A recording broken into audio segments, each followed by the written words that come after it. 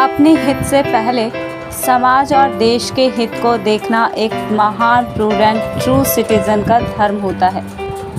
ये सोच थी महान शख्सियत ईश्वर चंद्र विद्यासागर जी की। उनका जन्म 26 सितंबर 1820 को मेदिनीपुर में एक पुअर ब्राह्मण परिवार में हुआ था। वह फ्रीडम फाइटर भी थे। ईश्वर चंद्र जी को गरीबों और दलितों का प्रोटेक्टर माना जाता था। उन्होंने विमेन एजुकेशन और विधवा विवाह लॉ के लिए अपनी आवाज़ उठाई और अपने कामों के लिए सोशल रिफॉर्मर के तौर पर पहचाने जाने लगे। लेकिन उनका कद इससे कई गुना बड़ा था। उन्हें बांग्ला में रिनेसेंस के पिलर में से एक माना जाता था।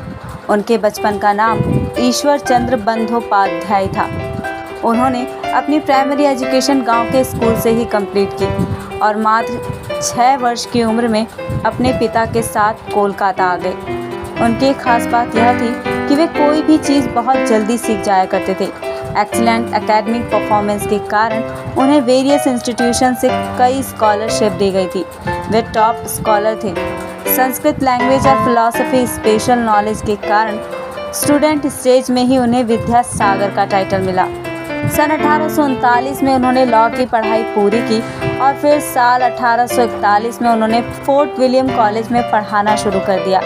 उस वक्त उनकी उम्र मात्र 21 साल की ही थी। फोर्ट विलियम कॉलेज में 5 साल तक अपनी सेवा देने के बाद उन्होंने संस्कृत कॉलेज में असिस्टेंट सेक्रेटरी के तौर पर सेवाएं दी। यहाँ से उन्होंने पहले साल से ही एजुकेशन सिस्टम को सुधारने की कोशिशें शुरू कर दी और प्रशासन को अपनी सिफारिशें सौंपी। इस वजह से उस दौर के करंट कॉलेज सेक्रेटरी रसोमय दत्ता और उनके बीच तकरार भी पैदा हो गई, जिसके कारण उन्हें कॉलेज छोड़ना पड़ा। लेकिन उन्होंने 1849 में एक बार फिर वापसी की और लिटरेचर के प्रोफेसर के तौर पर संस्कृत कॉलेज से जुड़े।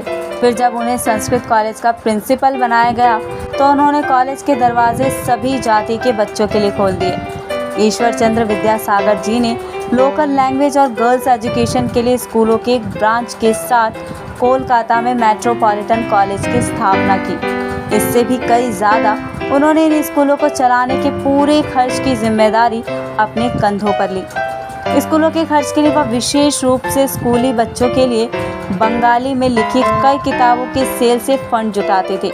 उन्होंने विधवाओं की शादी के हक के लिए खूब आवाज़ उठाई और उसी का नतीजा था कि विधवा पुनर्विवाह कानून 1856 पास किया गया। उन्होंने खुद एक विधवा से अपने बेटे की शादी करवाई थी।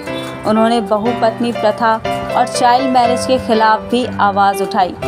उनके इन्हीं प्रयासों से उन्हें समाज सुधारक के तौर पर पहचान दी गई। उन्होंने साल 1848 में वैताल पंचविशांति नामक बांग्ला भाषा की फर्स्ट प्रोज वर्क का भी प्रमोशन किया था। मोरल वैल्यूज के प्रोटेक्टर और शिक्षाविद विद्यासागर जी का मानना था कि अंग्रेजी और संस्कृत भाषा के ज्ञान का कोऑर्डिनेशन करके इंडिया और वेस्टर्न ट्रेडिशन के प्रिंसिपल को हासिल किया जा सकता है। साल 1855 में जब उन्हें स्कूल इंस्पेक्टर बनाया गया तो उन्होंने अपने अधिकार क्षेत्र में आने वाले जिलों में बालिकाओं के लिए स्कूल सहित अनेक नए स्कूलों की स्थापना की। हायर ऑफिसर्स को उनका ये कार्य बिल्कुल भी पसंद नहीं आया, जिस कारण उन्हें अपनी पोजीशन से रिज़ाइन करना पड़ा। वे बैथुन के साथ भी जुड़े हुए थे, जिन्होंने 1849 में कोलकाता में विमेन एजुकेशन के लिए पहले स्कूल की स्थापना की थी। वे विधवा पुनर्विवाह के स्ट्रॉन्ग सपोर्टर भी थे। विधवा पुनर्विवाह एवं वुमेन एजुकेशन के लिए उन्होंने कई महत्वपूर्ण कार्य किए। उनके संस्कृत कॉलेज में मॉडर्न वेस्टर्न विचारों की स्टडी स्टार्ट कराई गई थी। विधवा पुनर्विवाह को लीगल वैलिडिटी प्रोवाइड करने वाले एक्ट को पास कराने वालों में एक उनका नाम भी था। उन्होंने बंगाली भाषा के डेवलपमेंट में भी योगदान दिया और इसी योगदान के कारण उन्हें आधुनिक बंगाली भाषा का जनक भी माना जाता है। वे कई न्यूज़पेपर्स और मैगजीन्स के साथ भी सीरियसनेस से जुड़े हुए थे। सोशल रिफॉर्मर्स की वकालत करने वाले कई इंपॉर्टेंट आर्टिकल्स भी उन्होंने लिखे।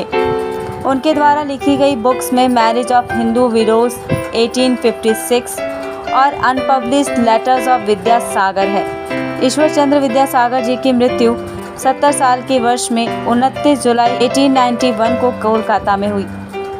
आज की वीडियो में बस इतना ही फ्रेंड्स, मिलते हैं अगले वीडियो में।